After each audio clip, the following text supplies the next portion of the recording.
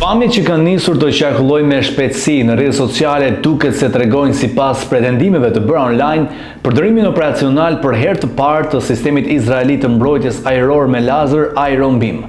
Videot të xhiruara gjatë natës pranë kufirit verior të Izraelit shfaqen një rrezet drite intensive që godet një objekt në ajër identifikuar si dron, i cili më pas shpërthen dhe bie në tokë. Sipas raportimeve paraprake, ngjarja lidhet me përshkallëzimin e situatës në rajon pasi Hezbollah ju bashkua konfliktit në krah të Iranit duke lëshuar raketa dhe mjet ajrore pa pilot nga territori i Libanit drejt Izraelit. Në këtë kontekst, aktivizimi i një sistemi të ri mbrojtjes do të përbënte një zhvillim të rëndësishëm në fushën e teknologjisë ushtarake dhe të balancave të sigurisë në linjën e mesme. Iron Beam është projektuar si pjesë e shtresës së shumëfishtë të mbrojtjes ajrore të Izraelit duke plotësuar sistemet ekzistuese të interceptimit të raketave. Ndryshe nga sistemet tradicionale që përdorin raketat interceptuese, ky sistem shfuqizon energjinë e përqendruar me lazer për të neutralizuar objektivat ajror me distanca të shkurtra dhe me kosto shumë më të ulët për çdo goditje. Nëse pamjet rezultojnë autentike dhe konfirmohen zyrtarisht,